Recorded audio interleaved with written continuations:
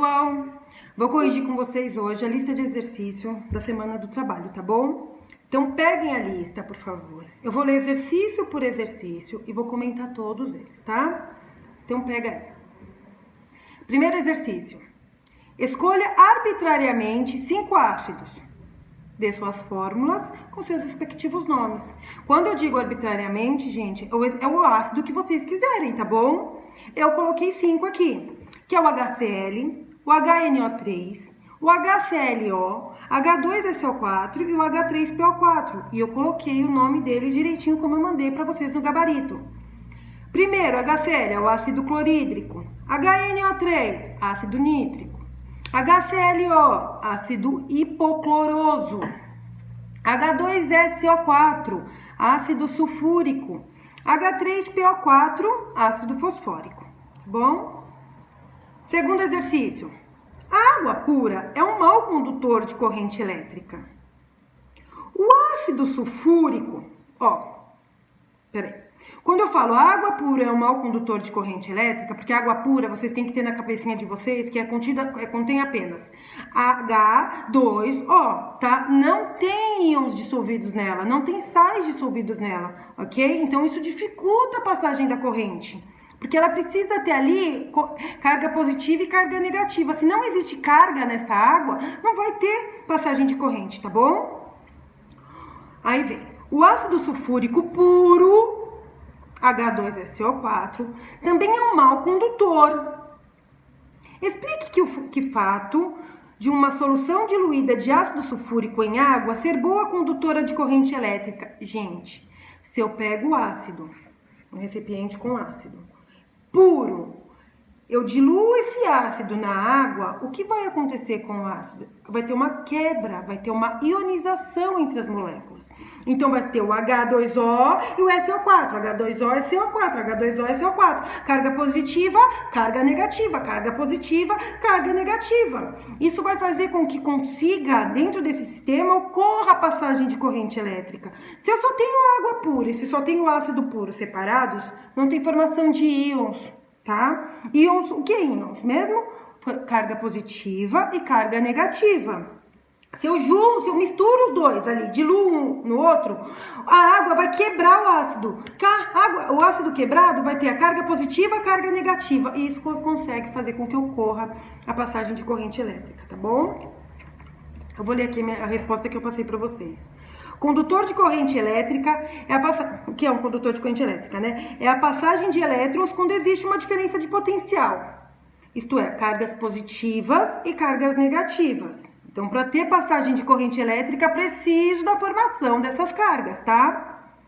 Quando diluímos o ácido em água, ocorre a formação de cátions e ânions. Cátions é a carga negativa, ânions carga positiva. Ok? Gente, não esqueça uma coisa, base, sal e ácidos em meio aquoso permite a condução de corrente elétrica, tá bom? Então, sal, base e ácido, se você dilui ele na água, ele vai formar cátion, vai formar ânion e você consegue ter a passagem da corrente elétrica, tá bom? Porque tem formação de cargas, tá? Carga positiva e carga negativa. Terceiro exercício. Escolha arbitrariamente a mesma coisa do primeiro, 5 bases. Agora são bases, não ácidos. Dê suas fórmulas com seus respectivos nomes. Então, NaOH, hidróxido de sódio. KOH, hidróxido de potássio. CaOH2, hidróxido de cálcio. AlOH3, hidróxido de alumínio. FeOH3, hidróxido de ferro 3, tá bom? Exercício 4. Equacione as reações de neutralização total a seguir e dê o nome dos sais formados. Reação de neutralização, como eu já disse muitas vezes desde o ano passado para vocês, neutralização é porque o ácido e a base, um neutraliza o outro, ok? Um anula a característica do outro, formando o quê? O sal, tá? Então, sempre que eu pegar um ácido, uma base, misturar elas, ocorrer reação entre as duas, eu tenho formação de um ácido, tá bom? Então, eu passei umas reações para vocês neutralizarem. Ficou a primeira reação, HNO3 mais KOH, setinha, formação de KNO3 mais H2O, tá bom? Então, teve o KNO3 que foi formado, é um nitrato de potássio, é um sal, tá bom? Um ácido, uma base, reagir formando um sal, tá bom? Que é um nitrato de potássio. Vão acompanhando a leitura aí comigo, tá? Não adianta só ouvir aqui o que eu tô falando, vocês precisam acompanhar, visualizar o que tá escrito aí na lista de exercício, porque senão fica muito confuso para vocês. HCl mais CaOH2. Então, é o ácido clorídrico reagindo com o hidróxido de cálcio. Vai formar o cloreto de cálcio, CaCl2, tá? É o cloreto de sódio, de cálcio, perdão. Mais H2O, tá? H2SO4 mais NaOH. Então, o ácido sulfúrico mais o hidróxido de sódio forma, presta atenção aí, ó, Na2SO4, que é o sulfato de sódio, e formação de água também, tá? E o D, o último aqui, H2SO3 mais 2FeOH3 vai formar o sulfato de ferro, tá bom? Que é o Fe2, abre parênteses, SO3, fecha parênteses 3 mais 6H2O, tá bom? Todos ocorreu, então, formação de sal e formação de água, tá? Isso é reação de neutralização. Exercício 5. Dê a fórmula dos seguintes óxidos moleculares. Principais óxidos coloquei aqui para vocês, tá, gente? Fórmula deles é importante. É bater o olho e já pelo menos saber o nome, tá?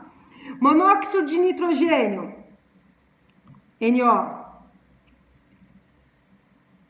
Dióxido de enxofre, SO2. Bom, monóxido, eu tenho um oxigênio. Dióxido, ó, eu já tenho 2 oxigênios. Então, dióxido de enxofre, SO2. Monóxido de nitrogênio. Então, monóxido, eu tenho aí é o NO, N2O. Porque eu tenho 2 nitrogênios e vou ter um oxigênio. Trióxido de enxofre. Trióxido, então eu tenho 3 oxigênios e um enxofre, SO3.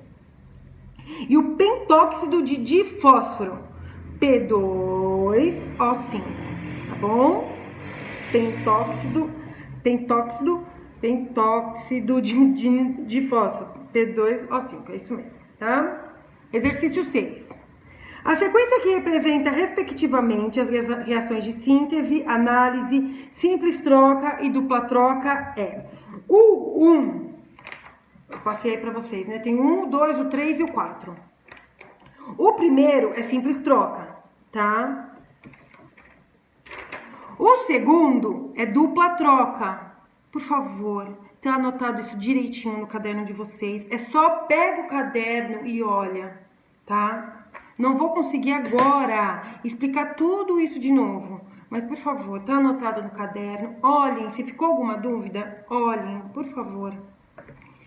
O 3 é análise ou decomposição e o 4 é síntese ou adição. Então, a ordem correta ficou 4, 3, 1, 2, respectivamente, né? Então, a alternativa desse exercício é a alternativa C, tá bom? 7. O magnésio, quando em contato com a água, reage lentamente, liberando um gás. Escreva a equação que representa essa reação. Gente, o magnésio, quando reage com a água, primeiro, vai formar o hidróxido de magnésio, que é MgOH2, tá bom? Vai formar o hidróxido de magnésio. E vai ter a liberação de um gás aí, que é o gás hidrogênio, tá bom? A liberação do gás hidrogênio. Eu coloquei aqui na minha fórmula, não vai dar para vocês enxergarem. Coloquei Mg mais H2O, setinha, MgOH2 mais H2 volátil. Você lembra aquela setinha que eu ponho sempre para cima, assim, ó? Significa que ele é volátil, então ele se expandiu, tá bom? Exercício 8. Dê o nome dos compostos. Então, passei alguns compostos para vocês, para dar o nome. Então, CaO é o óxido de cálcio. O H2SO4 é o ácido sulfúrico. O NaCN é o cianeto de sódio. O Fe é o sulfeto de ferro. E o H2SO4... Ah, não, perdão. É o B agora. Escolha 2 desses compostos que reagem entre si, dando um gás, tá? Qual o gás produzido? Esse eu acho que era o mais complicadinho, que vocês poderiam sentir um pouquinho mais de dificuldade para responder, mas eu vou ajudá-los agora, tá bom? Se eu pegar o ácido sulfúrico, que é o H2SO4, tá bom? E faço ele reagir com cianeto de sódio, tá bom? Um ácido e esse sal, vai ter a formação de um sal e de um outro ácido. Gente, a formação do HCN, que é o ácido cianídrico, e ele pode levar a pessoa à morte, porque através da respiração cai na corrente sanguínea, bloqueia a respiração da pessoa, ela pode morrer. Se esse gás estiver em alta quantidade, pode levar a pessoa à morte. Então, qual é a formação do gás formado? É o HCN. Então, olha, anota aí para mim, por favor, a reação fica H2SO4 mais 2NaCN, tá? Setinha, Na2SO4, que é o sulfato de sódio, mais 2HCN. É um ácido formado, só que esse ácido é muito fácil de ser encontrado na forma de gás, tá bom? Forma de gás. Então, o gás formado é o HCN, tá bom? Acabou por aqui. Qualquer dúvida, assim que a gente voltar, eu tento esclarecer melhor, tá bom? Um beijo.